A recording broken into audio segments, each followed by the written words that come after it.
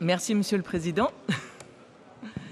Alors, je vais vous présenter donc le plan Retour au travail qui est né d'un constat d'augmentation du nombre d'emplois non pourvus, alors qu'en parallèle, le nombre de demandeurs d'emploi longue durée peine à diminuer. Cette situation inédite doit tous nous interroger et c'est la raison pour laquelle nous proposons de nous engager dans un plan pour le retour au travail vers les métiers en forte tension dans les secteurs prioritaires, à savoir hôtellerie-restauration, BTP, transition écologique, industrie du futur, industrie, métallurgie, enfin tous les secteurs de l'industrie qui peinent à recruter, services à la personne et santé, numérique, sport, tourisme, montagne et agriculture, et transport. Ce plan se déploie sur l'année scolaire 2021-2022 dans un premier temps et repose sur 5 piliers. Recenser, promouvoir, former, insérer dans l'emploi et responsabiliser. Recenser l'offre d'emploi non pourvu principalement. Ce problème de recensement, cette question du recensement des offres d'emploi, nous allons la traiter avec notre plateforme Nos talents, nos emplois, sur laquelle on a une action de communication qui va démarrer à partir de demain. Cette plateforme est destinée à recense déjà à peu près 100 000 offres, 120 000 fin septembre 2021, offres d'emploi et d'apprentissage et de stages en apprentissage. Et on va essayer de pousser à ce qu'elle recrute, à ce qu'elle recense toutes les offres d'emploi, un maximum des offres d'emploi non pourvues. Donc on a un objectif de doubler d'ici la fin de l'année le nombre d'offres d'emploi non pourvues sur cette plateforme. Et puis le recensement passe également par les informations remontées dans les comités régions pour l'emploi sur lesquels on s'appuiera, j'en reparlerai tout à l'heure. Promouvoir, il s'agit de promouvoir les métiers en tension et d'informer sur leurs débouchés. Diverses actions sont prévues, mobiliser le bus de l'orientation en faveur des demandeurs d'emploi sur un certain nombre de salons et événements thématiques, des job dating également ciblés sur les secteurs en tension dans tous les territoires, et l'organisation de campagnes de communication par secteur d'activité avec l'appui d'influenceurs, puisque c'est un mode de communication qui parle bien aux jeunes, voilà, donc qui sont une partie de la cible, mais il s'agit d'élargir la cible à tous les demandeurs d'emploi à longue durée, quel que soit leur âge. Les premières actions de communication sont prévues prioritairement dans le secteur de l'hôtellerie-restauration, d'abord parce que c'est avec eux en premier lieu que nous avons travaillé ce plan, parce qu'il y a une urgence immédiate qui est de sauver la saison d'hiver. Et ensuite, ces actions de promotion seront déroulées par secteur professionnel en fonction de l'actualité.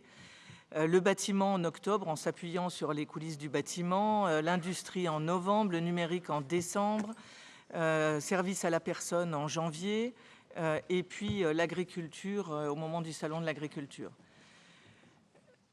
Un autre axe donc, de ce plan, c'est former dans les métiers en tension, qui est notre axe prioritaire. Et nous allons rediriger nos offres de formation prioritairement vers ces métiers en tension, avec une prise en charge à 100%. Aucun demandeur d'emploi qui s'inscrirait dans une formation vers ces métiers en tension ne sera refusé.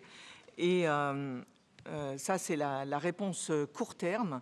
Et parallèlement, pour installer une réponse long terme, la région va développer plusieurs écoles de formation dédiées aux métiers en tension.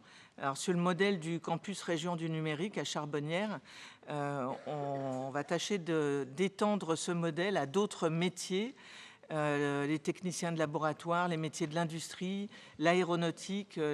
L'Académie d'aéronautique vient d'être créée, les premières formations sont labellisées, et puis les métiers du BTP.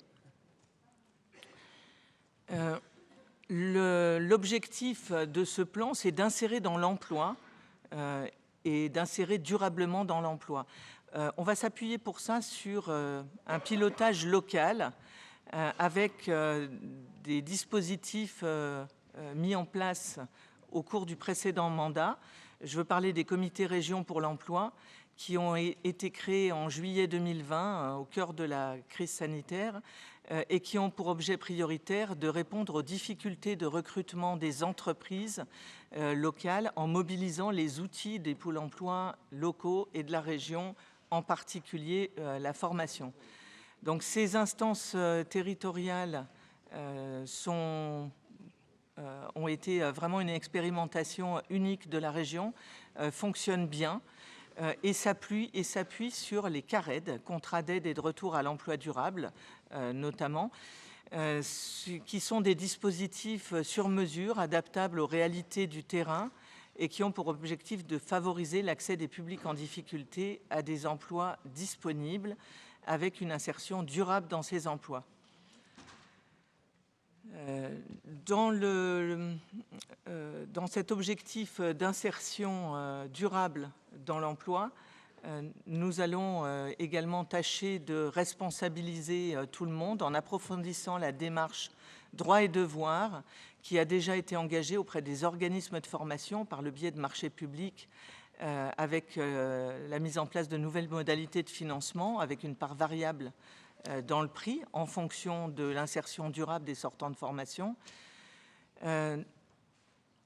Démarche droits et devoirs qui est engagée aussi auprès des demandeurs d'emploi avec la charte droits et devoirs qu'ils doivent signer au moment de leur entrée en formation et par laquelle ils s'engagent notamment à suivre la formation avec assiduité, à s'impliquer jusqu'à l'atteinte des objectifs prévus et en cas d'abandon, en dehors de motifs valables, dont on parlera en commission, ou d'exclusion du stagiaire par l'organisme de formation, il sera dans l'impossibilité d'intégrer une nouvelle formation financée par la région Rhône-Alpes pendant une période de 3 ans.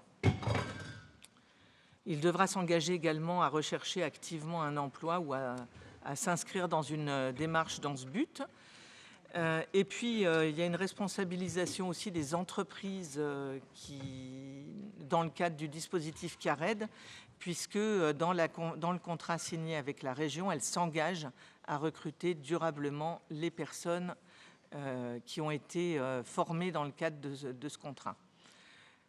Par ailleurs, toujours dans l'objectif de responsabiliser tout le monde tout au long de ce parcours, la région souhaite pouvoir expérimenter l'extension du modèle de la clause dédiée formation aux demandeurs d'emploi qui bénéficient d'une formation financée par la région, dès lors qu'une modification législative le permettrait. Et un courrier a déjà été adressé dans ce sens à Madame la ministre du Travail, étant précisé que l'objectif, c'est de rendre efficients ces dispositifs. Je le rappelle, la compétence de la région en matière de formation, c'est la formation des demandeurs d'emploi. Ça a un coût et il faut qu'on s'assure que l'objectif d'insertion dans l'emploi est bien l'objectif de tout le monde et qu'il est tenu. Voilà, Monsieur le Président, chers collègues, ce que je peux vous dire de ce plan et je suis prête à répondre aux questions. Merci.